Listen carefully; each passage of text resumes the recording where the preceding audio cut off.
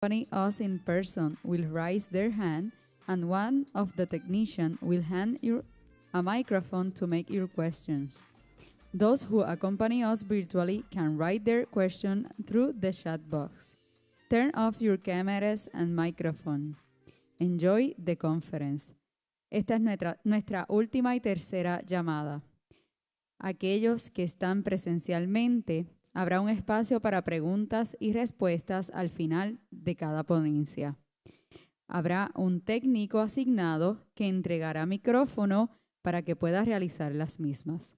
Aquellos que nos acompañan virtualmente pueden realizar sus preguntas a través de la caja de texto del chat. Mantengan sus micrófonos y cámaras apagadas en todo momento. Esperamos que puedan disfrutar de la conferencia.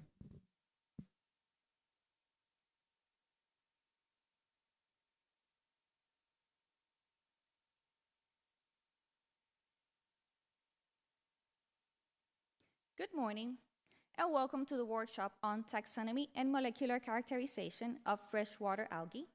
This activity is offered to you as part of the National Science Foundation project, Meet the Expert Series.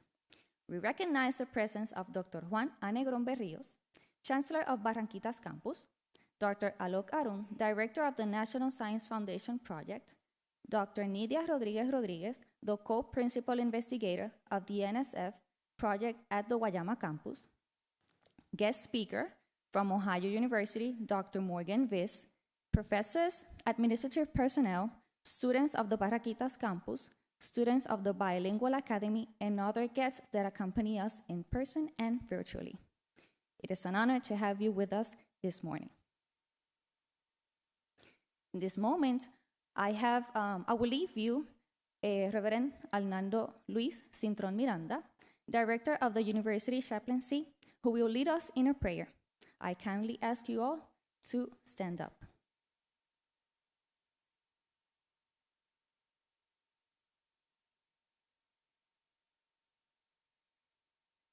¿Se escucha bien?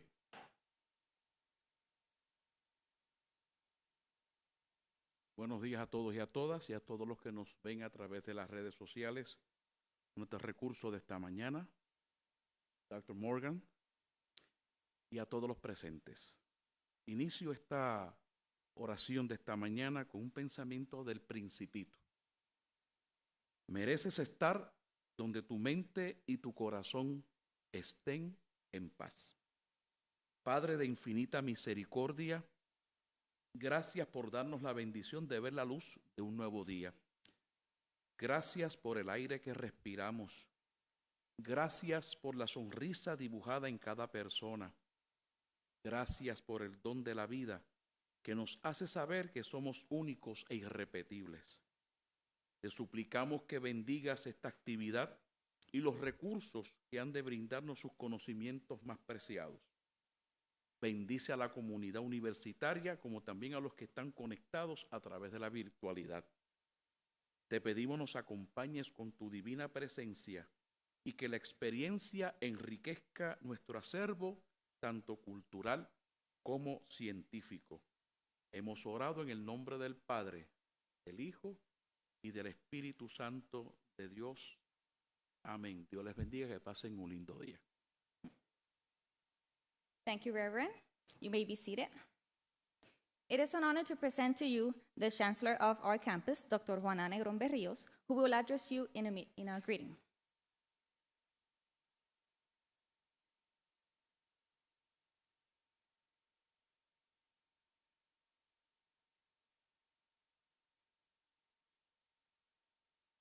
Good morning to everyone.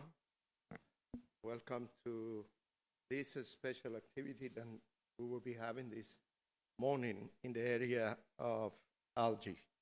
A special welcome to Dr. Morgan B. Chaison. She is from Ohio University, and we are very pleased to have you here in Barranquitas. You will be sharing not only the theoretical part of the algae, but also you will be having a practical workshop activity this afternoon. Hope and weather will be good for this afternoon activity. I want to thank Dr. Alok, Dr. Arun Alok, who is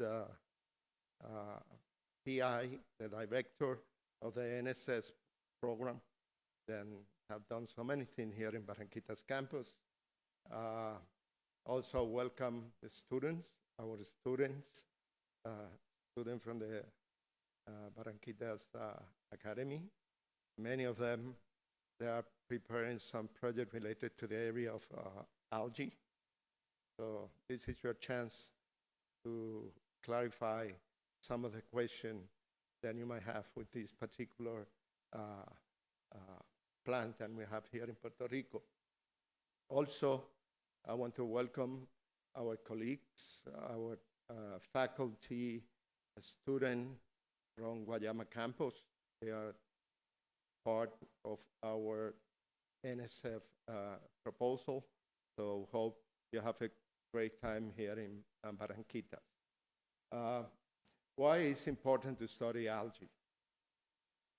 We could be studying any other thing. Well, in this case, this particular algae, freshwater algae, is part of our biodiversity. It's a kind of microorganism in Puerto Rico that has not been studied very extensively. If you look at the literature, there are not many researches related to this area. So the first importance to study algae is to conserve this resource that we have in Puerto Rico. And from the biotechnological point of view, this is an opportunity to implement many applications related to algae from freshwater.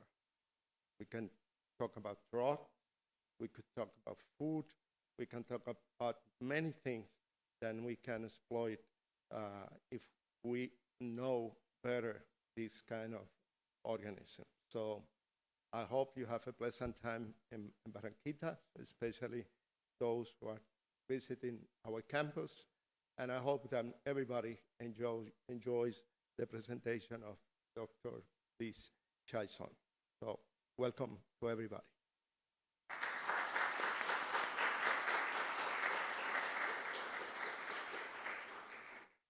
Thank you, Dr. Negron, for your greetings. I invite to the stage Ms. Natalia Luna Rodriguez, student of the Biology and Biotechnology Association, to present our invited guest, Dr. Morgan Viss. Morning. Dr. Morgan Viss is the Associate Dean for Research, Faculty Development, and Graduate Program in the College of Art and Science at Ohio University, as well as a professor in the Department of Environmental and Plant Biology and faculty member of the Molecular and Cellular Biology Interdisciplinary Graduate Program. The two primary research take center of her laboratory are biomonitoring of streams with a focus on algae, primary production measures, and systematics and ecology of freshwater red algae. Dr. Viss has also served as a mentor to 5 PhD students, 18 MS students, and 22 undergraduate researchers. She has over 113 publications with collaborators, graduate students, and undergraduate researchers.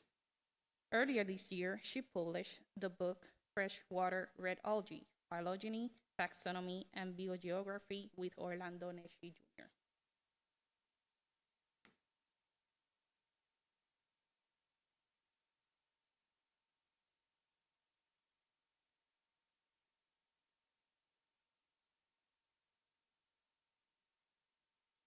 Buenos días. Buenos días.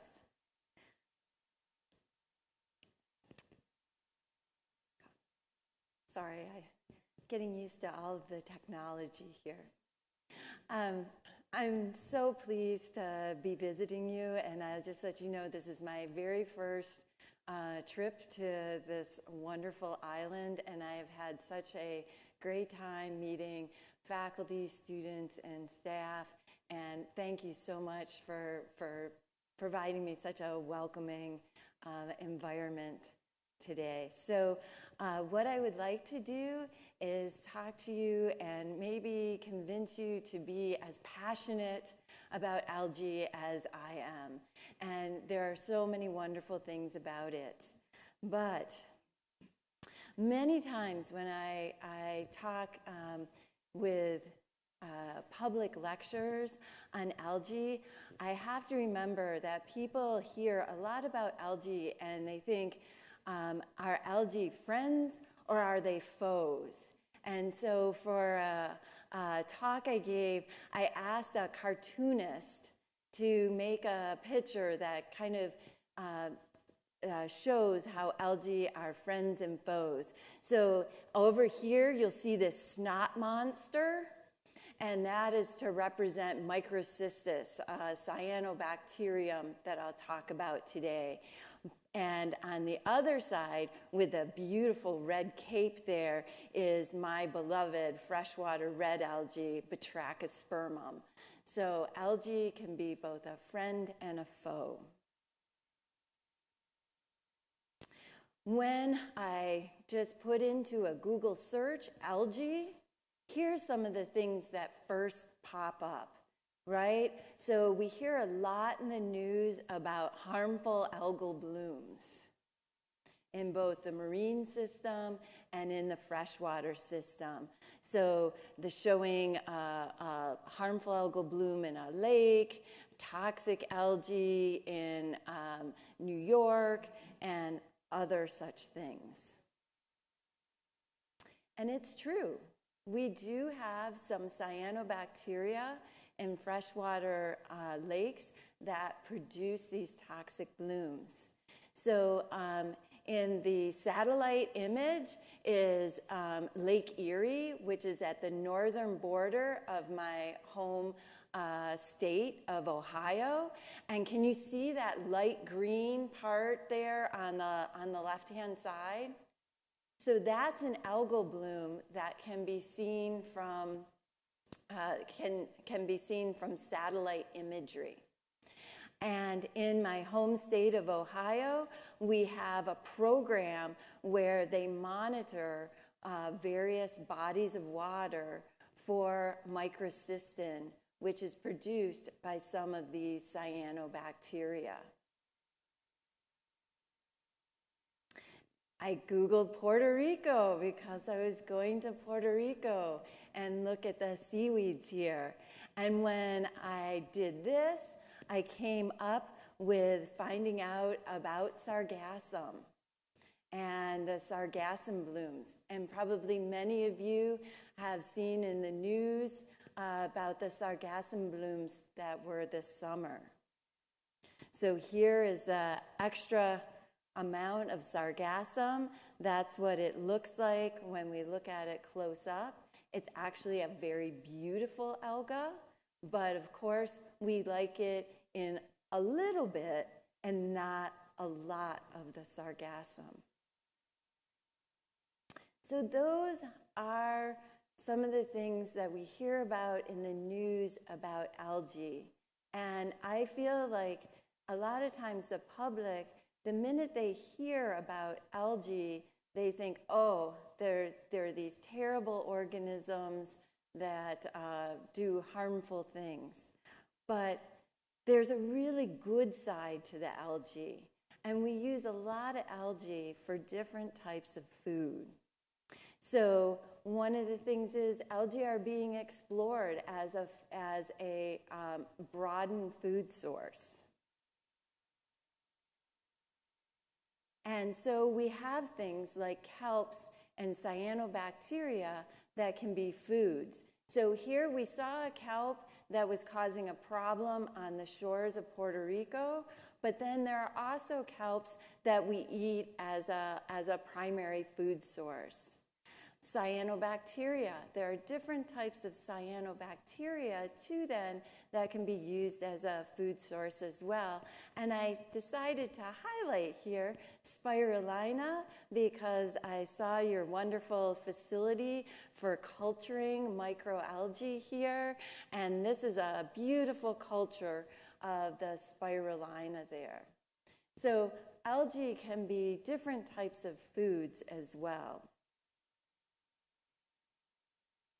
Now, what are the algae?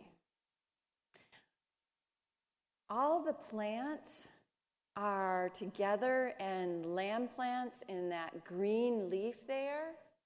But algae actually encompass a variety of organisms. And algae is really anything that is photosynthetic and not a plant. That's our definition of algae.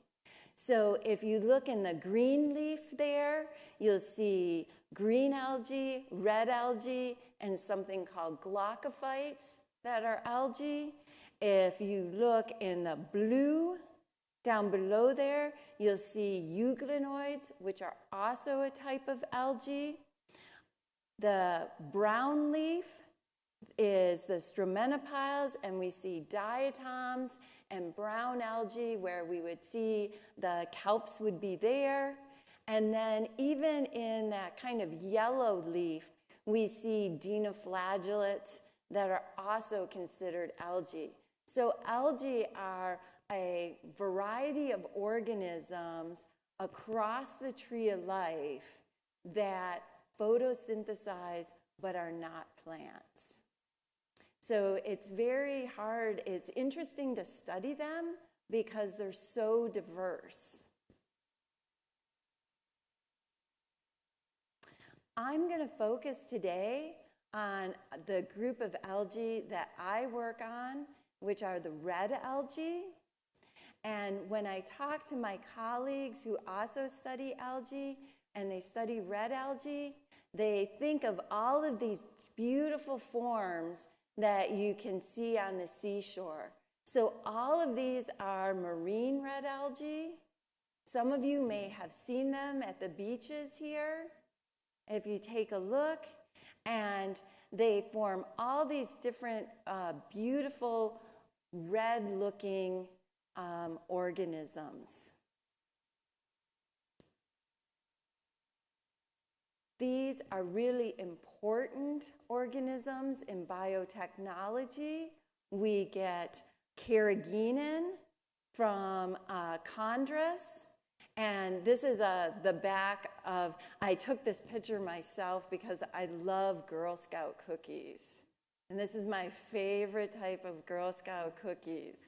So I always look at the food I eat and try to see, hey, is there any algae in here? And of course, a lot of times I found out, yes, there's even algae in my Girl Scout cookies. These are the Samoas, because those are the best ones.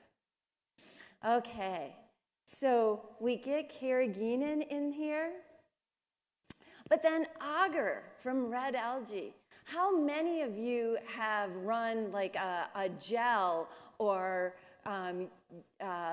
put bacteria on a Petri dish? Stuff like that. That agar, those agar plates that you use in the laboratory, or if you run DNA out on an agarose gel, where did that agarose come from? It came from our friends, the red algae. So there are lots of different products that are already in our lives and in the marketplace that come from algae, but we never know that it comes from algae. And so all we see sometimes are the negative things in the news there. So red algae, marine red algae, are really important for some of these different types of products that we get from them. Another thing is nori. How many of you have sushi? Yeah. This is some sushi I made, so I'm pretty proud. I'm not much of a cook, but luckily there's only 4 ingredients in this, so I can make this happen. So these are California rolls that I made myself. Maybe during the workshop we can exchange recipes for making sushi, and I can tell you what an awful mistake I made with using the wrong type of rice when I first started making this. But anyhow, nori, so those sushi wrappers, that's red algae as well. Now I wanted to just change gears a little bit. Before I tell you all about my beloved freshwater red algae, I wanted to tell you about one in particular here. And this is called Lemania. And I said, move over, Nori. Here comes Lemania. Lemania is going to be the next, like, interesting, yummy alga there. And so this Lemania is the only freshwater red alga I know of that is used as a food. And it's used in India. And you can see it growing on the rocks there. And it's harvested from the wild, and then it is packaged into these kind of flattened sheets that I think look a lot like nori. And it's used in flavoring to give things a fishy taste. I just think that's wonderful. I mean, like, most of the time we don't want things to have a fishy taste to them. We want them to have a different kind of taste. But this Lemania supposedly gives things this fishy taste and is eaten quite a bit in the area in which it's harvested. So we'll see if this becomes like the next nori. So I'm here today to talk to you primarily about freshwater red algae. Now, I've talked about a lot of things that have a lot of economic importance, right? You know, harmful algal blooms and too much seaweed on the seashore has a negative economic impact. And then the food sources and the different sorts of products we get from algae, from marine algae, those have a positive impact there.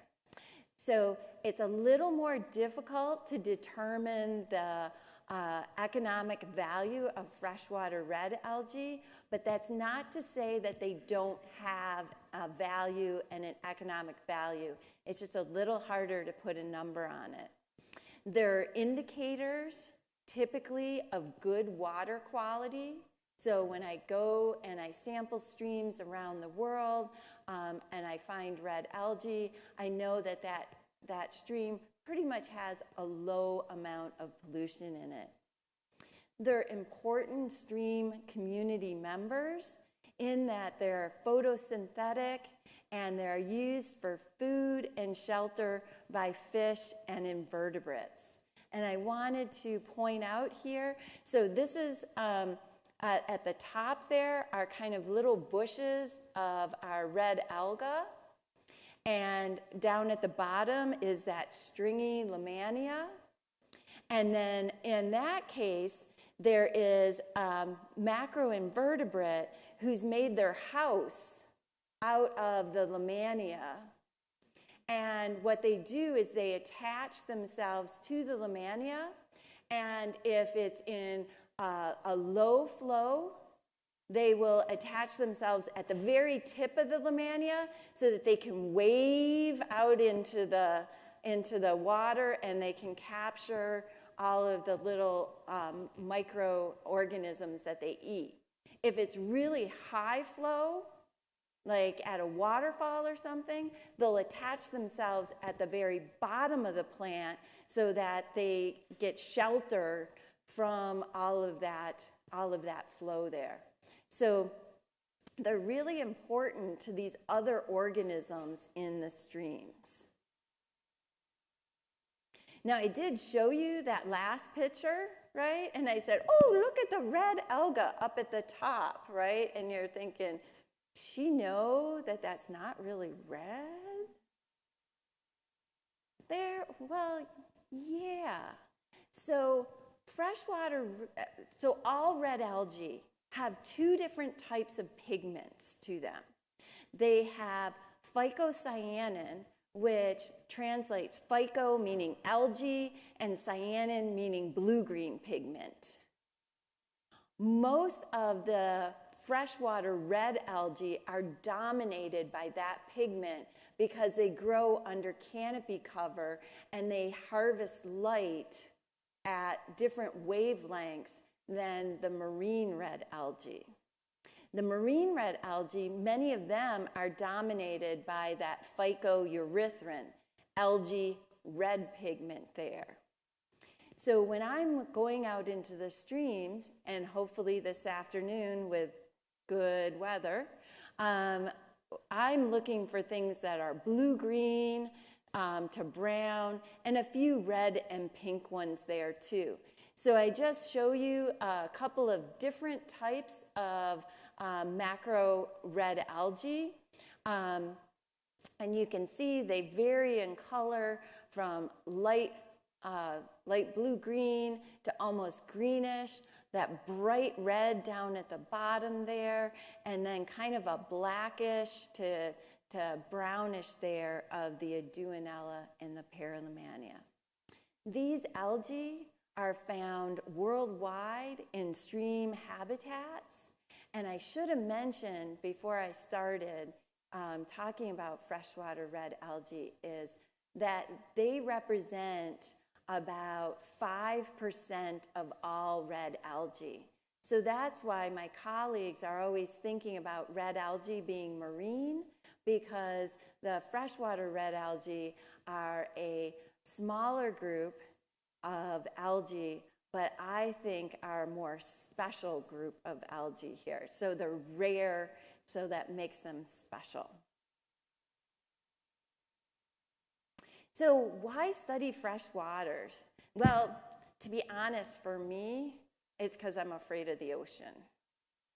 I grew up in Michigan, where we have our beautiful Great Lakes, and I had never been to the ocean, and I hear about sharks and, you know, sea urchins with spines and things like that, and jellyfish and everything. And so I do have an appreciation for the ocean. I do love the ocean, but fresh water just seemed to be something that I really enjoyed. And I enjoyed, you know, looking at things in streams there. So fresh waters actually are only 0.01% of water worldwide. So they represent a very small fraction, and they have 0.8% of the Earth's surface. Yet, when we talk about our biodiversity, about all the organisms that we have on the planet, they contain about 6% of the biodiversity. So they have many more organisms in them, or many more different types of organisms in them than would be suggested by their percent of our Earth's biome there. And we have this great need then to conserve and protect these important resources, right? This is where we get our water supplies from. This is where we get all of our freshwater fishes. So we get food, we get water, and all of that. So we really need to think about streams and how much pollution we have in our different types of streams. I'll just mention, this is a stream I think we're going to go to this afternoon that I was at earlier this week. And you'll notice that I'm a wonderful picture taker, and I have a nice little thumb there in the corner. Yeah, so I'm going to be looking for the students to take much better pictures than I take with my phone. So when we delve into freshwater red algae, and here's just the tree of the entire red algal lineage, or all of the different types of red algae. You don't have to look at all of the scientific names here. What I want you to see is all those arrows. And so freshwater algae are in lots of different parts of the red algal tree. So things have moved from freshwater, from marine to freshwater many times throughout their evolutionary history. But nevertheless, the Batrachospermales, which is a group I work on primarily, has 2/3 of all of the diversity right in that one group of freshwater red algae. And we've described numerous species from different continents. And I'll give you some examples here today in just a moment. So my research program is a lot of basic research that focuses on identification of these algae, describing new species so that we can better understand the biodiversity of our planet. I look at species distributions, and we also do a lot of biodiversity surveys. This is the book that was mentioned that I just published this year. I'm super proud of it. It took a lot of work on my part and Dr. Necki's. This is us sampling in his home country of Brazil there. So I'm going to kind of walk you through each of these different areas of my research program with a couple of examples, and then we'll bring it back to Puerto Rico here in the end. So, identification of species. Maybe some of you are familiar with, you go out and you identify different sorts of flowers, right? So, on the left, flowers give us lots of different characteristics to know what type of plant it is. So I look at this flower, I can look at the color of the flower, I can dissect the parts of that flower, and I know from the overall shape of that flower, that's a violet. I have a good colleague in my department who works on violets there. Well, algae also have reproductive parts. They're just usually hidden, and I have to look for them in the microscope.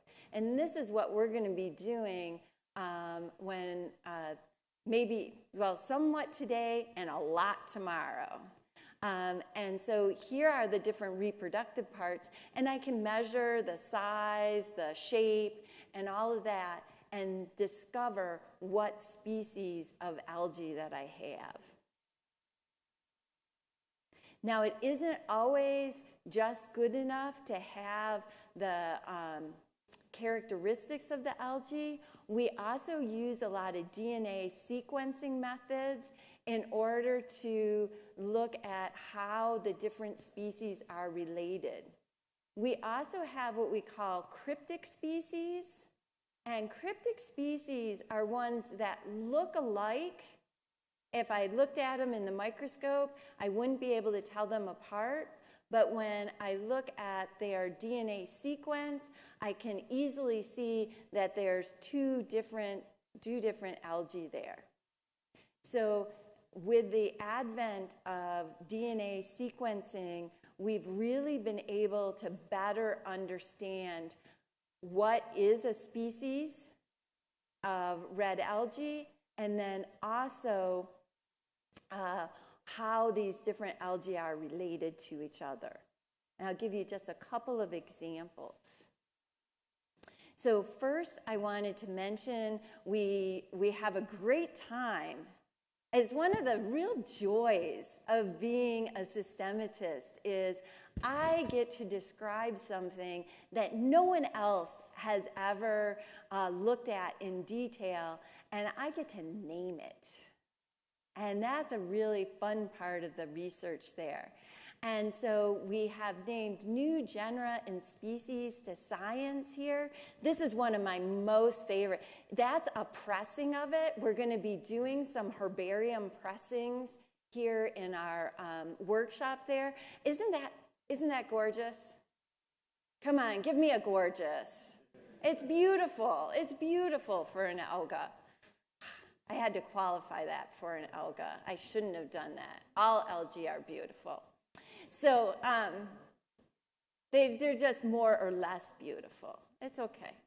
So one of the things that I did here is I just put a couple of different things that we have identified, and then I put the states that we found them in. So Batrachospermum nidatus is from Virginia. We have another one from Alabama, Kentucky. Sheathia americana occurs on the east coast of the U.S. Thoria Cocosinga puschellii is from Ohio. This is the other thing about naming. I've learned, and it's taken me a long time to learn this, is I'm trying to make the names very short and easy for me to pronounce. The Cocosinga puschellii, one of my students named that, and I was like, really? I can't spell that? But it's named after the Cocosinga River and a famous phycologist, Kurt Puschel. And so we got that huge long name. So if you ever wonder where those scientific names come from, they come from crazy scientists like us. Now, and we try to make things be meaningful. I will just say, like nidatus, if you look that up, it means like water nymph. So that just seemed like a really, because that's just such a gorgeous nymph there. So the reason that I highlight these ones, not just because I have to say a super long name of one of them, but a lot of times people think like if you're discovering new species, you're going somewhere really exotic and where no person has been before. But it turns out that we find new species in lots of different places and places that are pretty ordinary. You know, Ohio, I love Ohio. Oh my gosh, this is going to be recorded forever. I love Ohio, but it's a pretty ordinary place. And Tennessee as well. I'm sure my students are laughing online. And they'll be showing this part to their friends for a while. So we get to name new genera and species to science, and we have to make sure that we make good names and we make good descriptions so that the people who go after us and try to identify them can easily identify them. We also have to, and this will come up a little bit later, we also have to make a physical specimen of it. And when we publish this new name, that physical specimen has to be in a herbarium somewhere in the world. So you have to have one specimen that somebody later on in, actually 200 years. I have gone and looked at specimens that are 200 years old. So really long and enduring. Somebody comes along and 200 years from now, they're using new techniques that I have never even thought of before to look at these algae, and then they're going to say, yes, Dr. Vish, she was right. They're not going to say that I misidentified it. So one of the things that really got me interested in systematics is I was always interested in why this alga is here and not in this other stream. We went to Toro Negro yesterday, and the stream looked beautiful. I should have seen lots of freshwater red algae, but they weren't there. And but they're in other streams here. So I'm always curious, what is it about one particular location that we find our algae and other locations we don't? We see a lot of different distribution patterns of the different types of algae. So some of them might be concentrated in one continent. Some of them, if you look at the black dots, you'll see one of my algae that I work on a lot. It's found in North America and Europe there. So, well, I'll show you a couple of examples of this. So I'm currently working on Lamania, the one that I showed you. And before we did our studies of it, Lamania fluvialis was common across North America and Europe there. So many, many specimens say Lamania fluvialis. But when we looked at them more closely and we looked at them with DNA sequence data, what we find is a completely different pattern.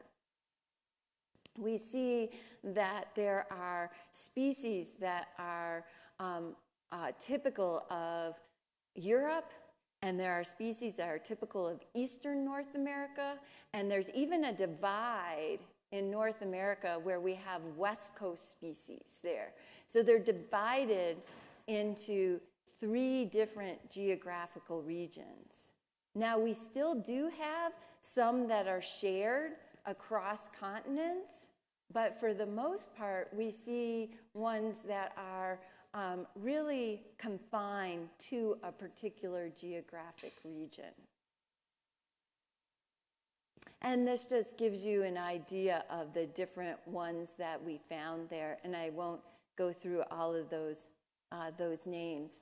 But we see we have a couple of East Coast ones and a West Coast Lamania.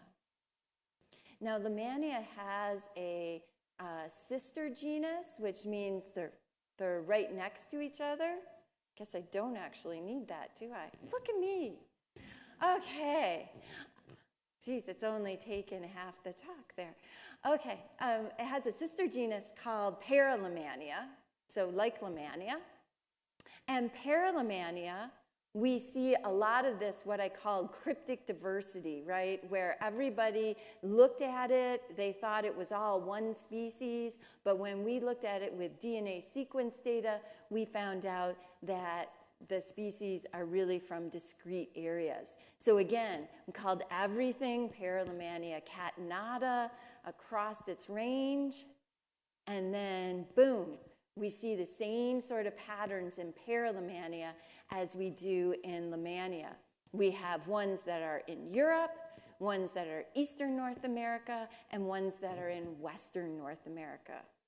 Now, some of the cool stuff here, though, is there's a whole bunch of records of Paralamania from other parts of the world that were collected, say in like the 1800s or 1900s. So we have no DNA data for them, and we don't know what species they are.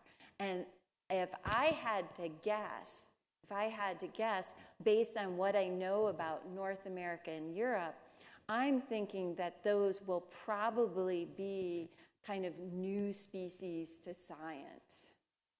But we have to go back out, recollect those, and be able to do the DNA sequencing of them. And then here's just some examples of our Paralamanias as well. And I'm working right now to kind of dissect Paralamania in Eastern North America.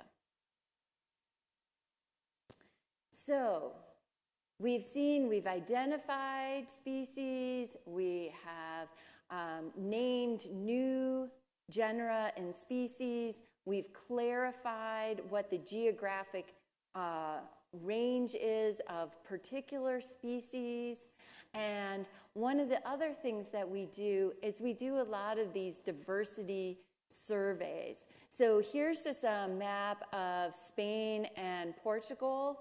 I worked with a PhD student from a university in Spain, and they wanted to catalog the biodiversity of their region. Now, they're really lucky you'll see they're really lucky. They could compare with previous knowledge of the flora. So they went back, they looked at old literature, they found what people had collected before, so they would know what was there before and what was there now. Typically, when we do these diversity surveys, we find things that are either rare species, sometimes endemic species. An endemic species is a species that's only found in that region. And then sometimes we find new species as well. I like to think of this, it was nice with the Spain study because they had previous knowledge of the flora, they had people who worked on it before, but even if there's not a good record someplace, we have to start somewhere with our science of these areas, so it provides a baseline of data. So if I go to a place that hasn't been studied well before, we have a baseline for understanding future changes. So people in 50 years from now can go back and see if that alga is still in that stream. So I wanted to, like, you know, we're in Puerto Rico, we're doing a workshop, we're gonna check this out. So I went to the literature, I went back, tried to see what freshwater red algae had been collected here before in Puerto Rico, and I came up with 7 genera.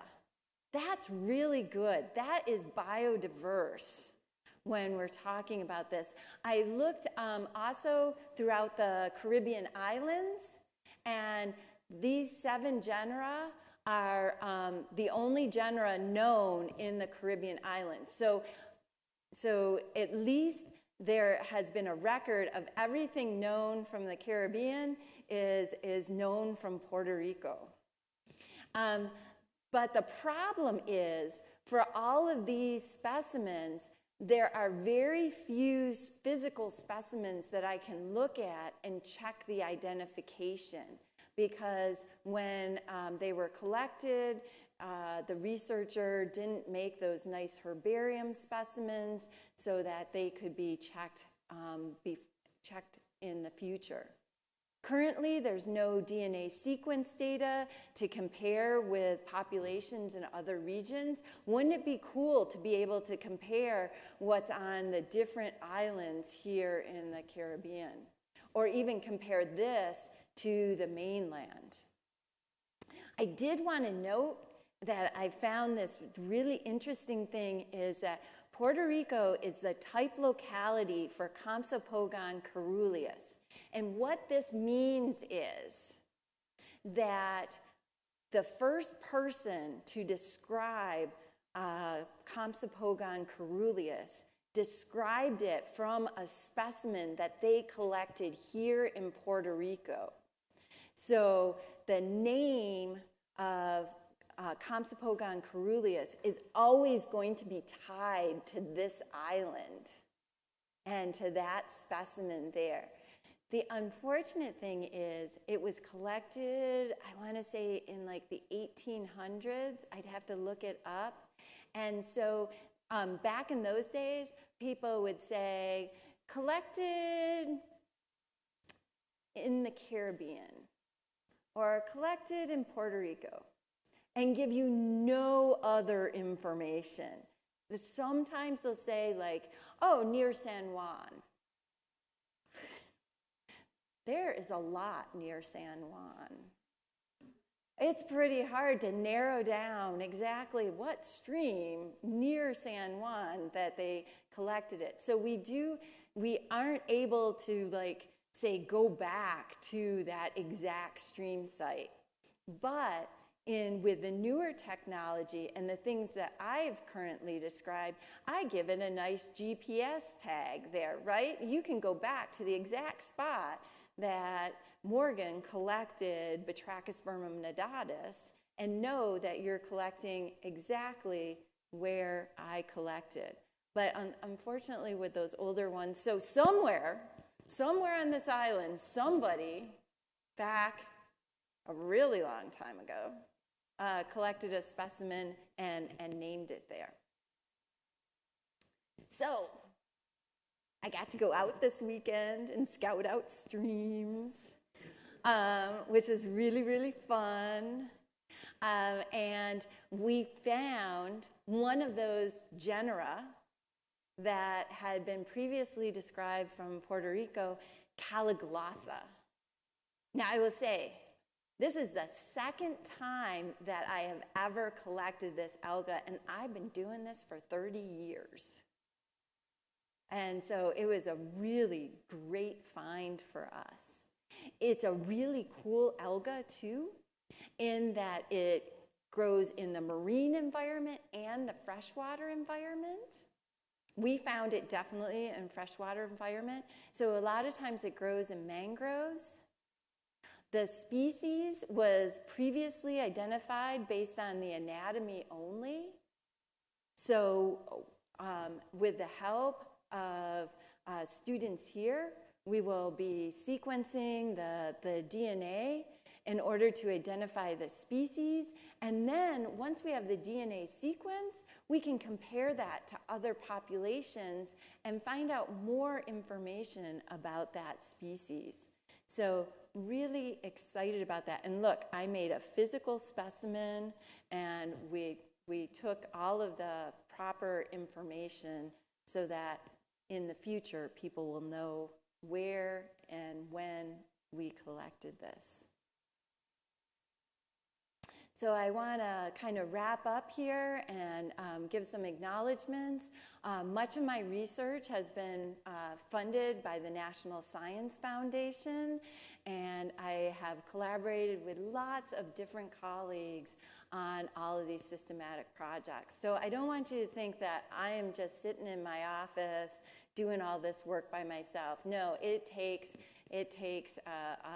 a community to get this done. And as you saw, I have many graduate students and undergraduates and colleagues that have worked together before.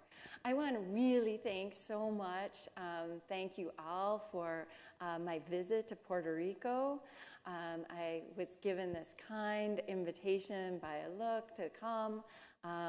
And Rosanita, she made so many arrangements for me, travel arrangements, preparations. I'd email her and say, oh my gosh, I don't know what's going on. Ah! And she would be so nice and email me back and say, calm down. Hasabo was helping me. Sorry if I did the name really badly. It was hosting me. He drove me everywhere. He picked me up at the airport. We sent pictures of each other, and we were walking around the airport going, oh, yeah. So he scouted out streams for me, too. So I really can't express my appreciation enough there. And then I will leave this open for questions.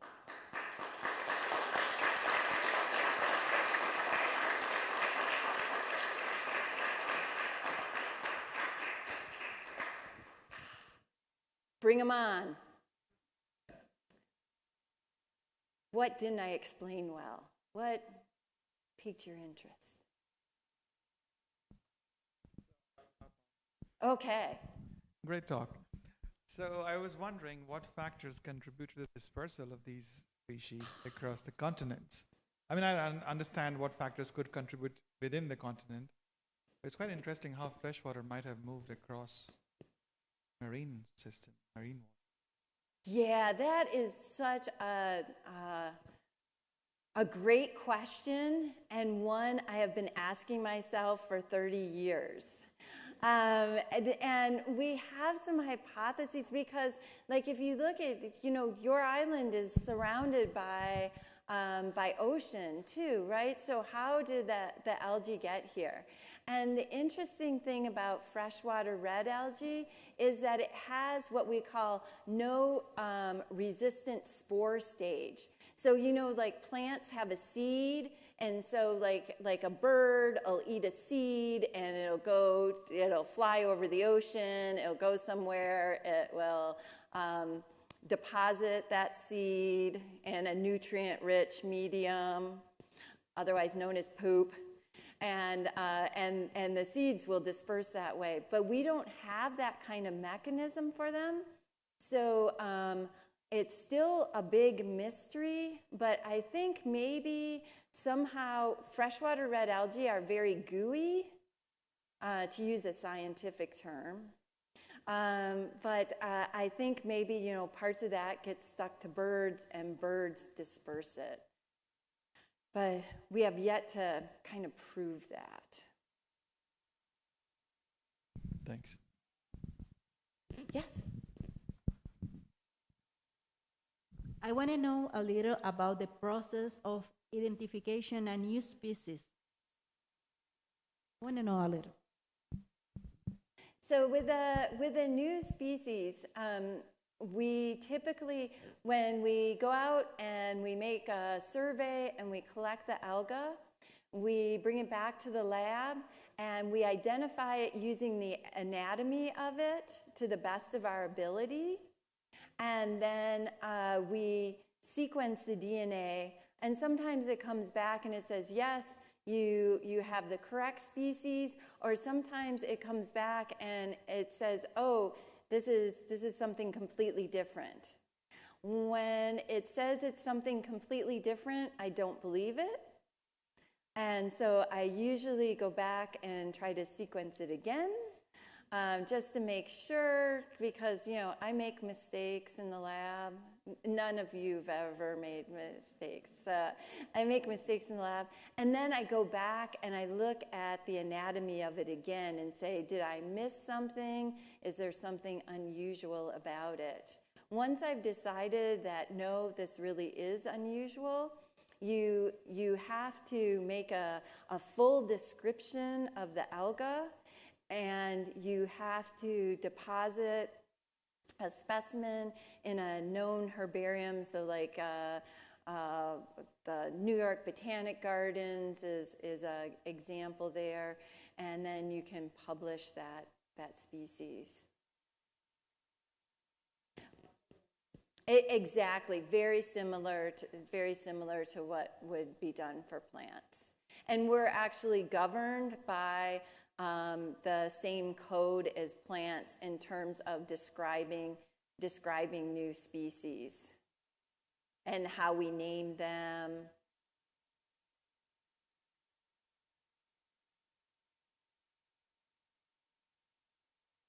I'll expect a lot of questions on the field trips. Ooh. Hello. What was the first species of algae you work on? The first species that I worked on, so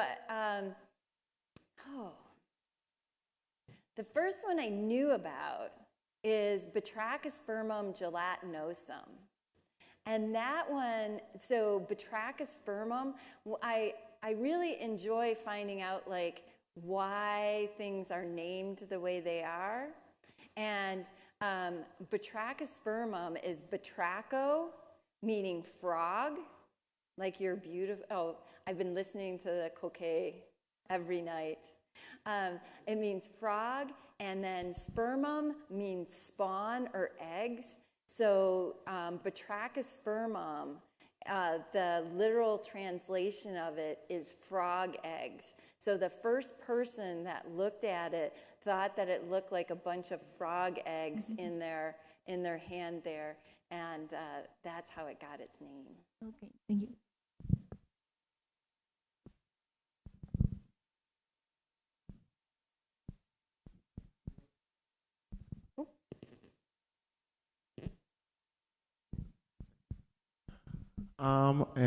Great talk.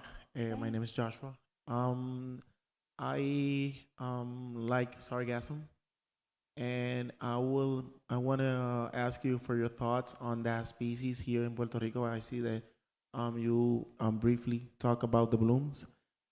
What is your thoughts on things or the effects of the increasing blooms in the coast? Yeah, so that's not my area of expertise, but I do know that there are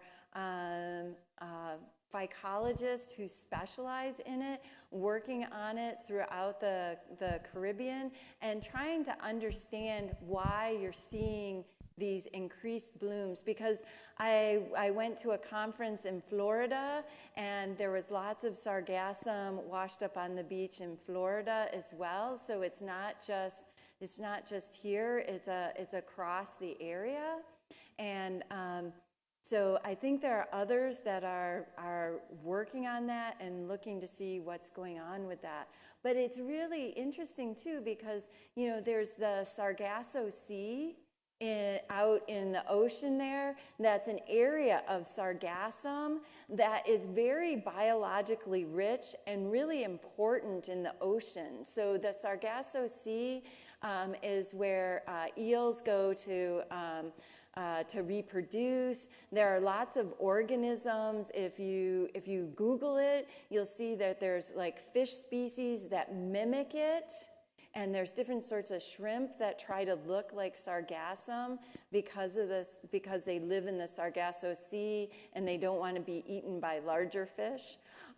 Typically there. So I think it's a really interesting genus in that it has this really important ecological purpose there as the Sargasso Sea, but I think it's been just recently that it's become a big problem along these coastal areas.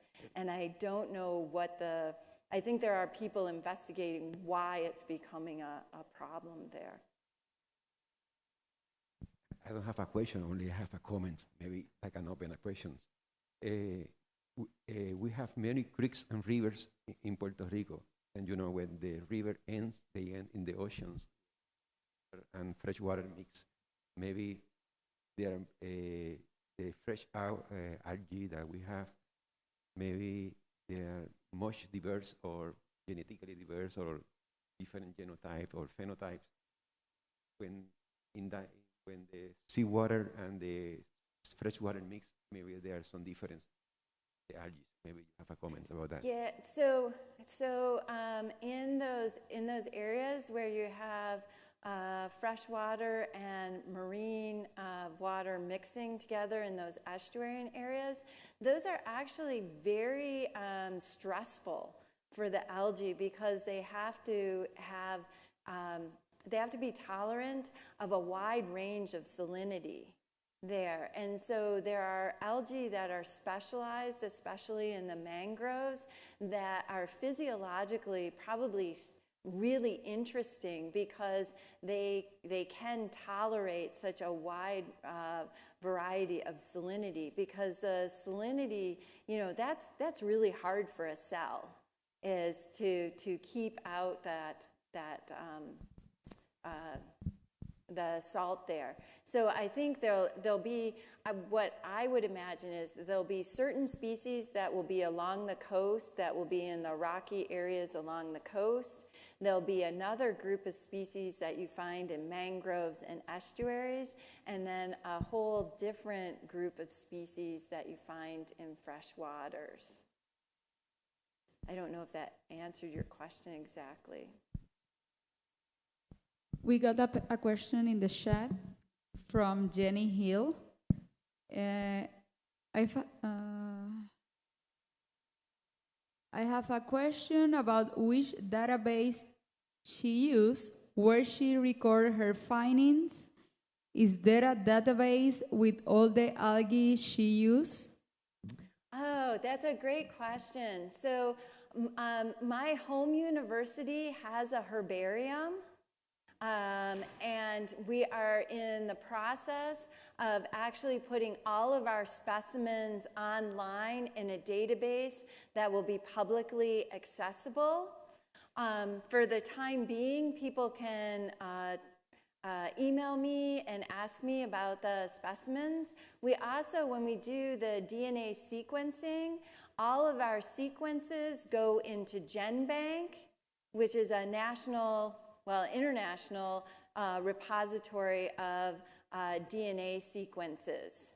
So the DNA sequences go in GenBank, but we have all of our specimens in our herbarium, and that should, by the end of this year, that should be online, and you would be able to look up these taxa and see where I've collected them.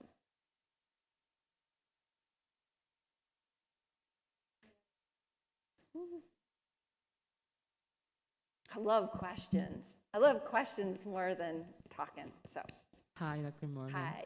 So excellent presentation. Really Thank like you. it.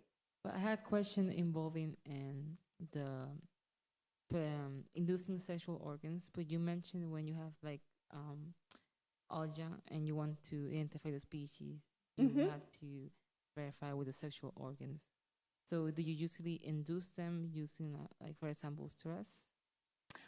That's a good question. So a lot of algae, like we were out in the field and looking at Spirogyra, and I was talking about how when the water starts to dry up, that's when Spirogyra does its thing. It says, "Oh no, I need to start to reproduce. I need to have a spore that can withstand the stress." With freshwater red algae, they typically have reproductive structures just when we find them in the stream there. So they can't tolerate any sort of desiccation, but they're reproducing a lot of times throughout the year. So the batrachospermum and those things, I would easily find the reproductive structures on those. Some of them, like the Caloglossa, and we'll look for this in the workshop, as far as I know, the freshwater populations of Caloglossa are asexual only and vegetative only, so we won't be able to find reproductive structures on those. But we'll see, we'll check it out, because half the time when I say something like, "Oh, I never see this," then we go to the workshop and I see it, which is great, So, Thank you. you're welcome.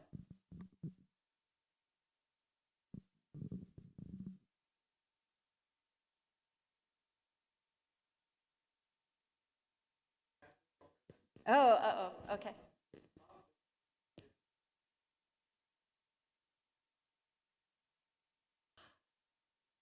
So I can't even grow a plant.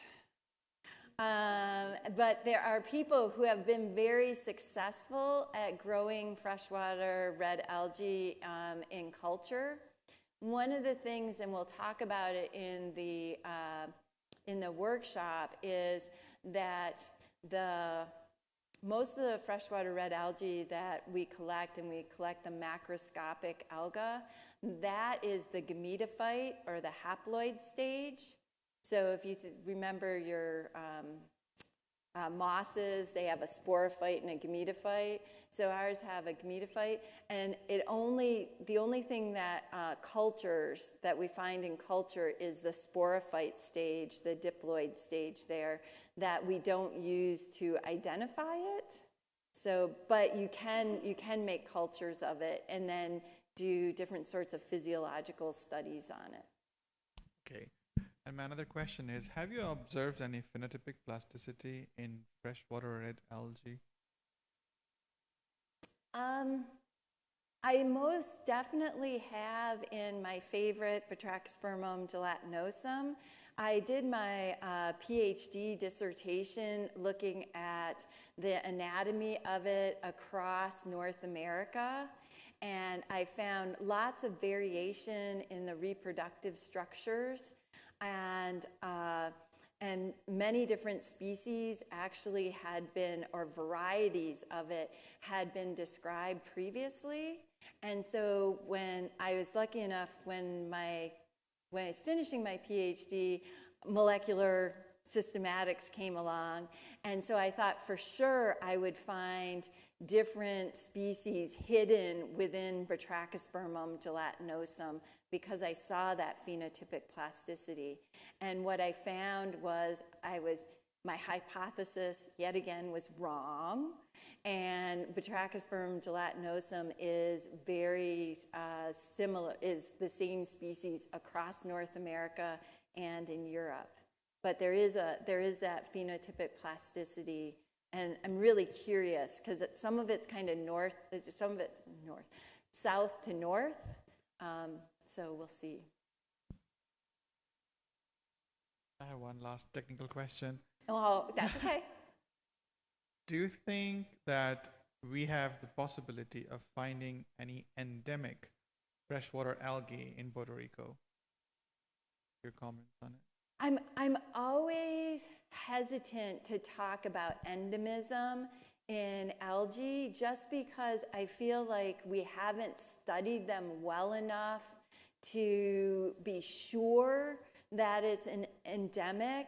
So I always put the qualifier on it and say putative or potentially endemic alga, just because like we're going to study Puerto Rico, right? We're going to study it here. I'm coming back to study it. But then, you know, it won't have been studied well in some of the other Caribbean islands. And so it'd be really hard to say it's endemic to Puerto Rico if we haven't looked in other places too. Thank you.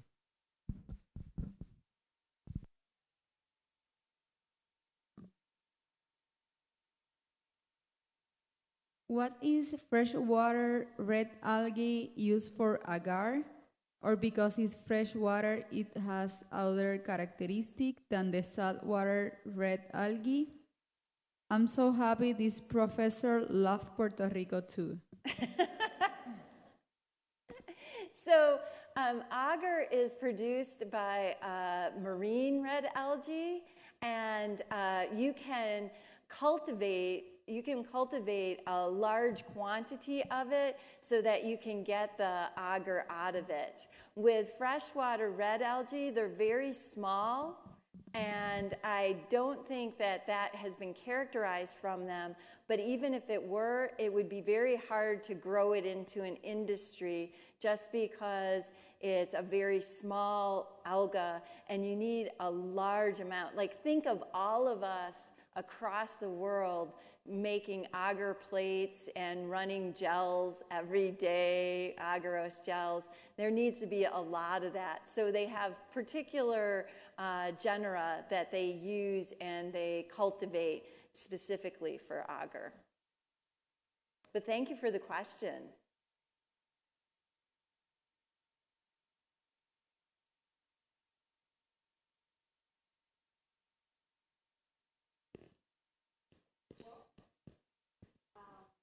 Dr. Algae, Dr. Negron, can you come up, please?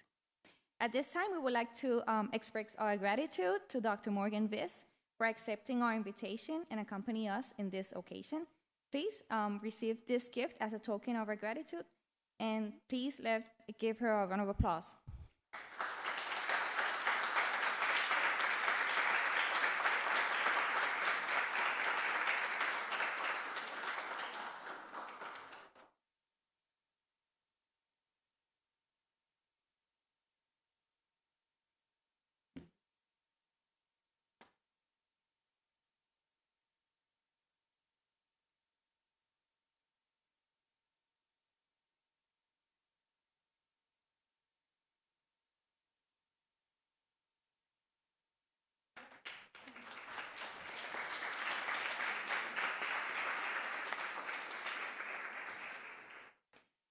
Before we conclude, don't forget to complete the evaluation of this activity throughout the QR code or link found in the program.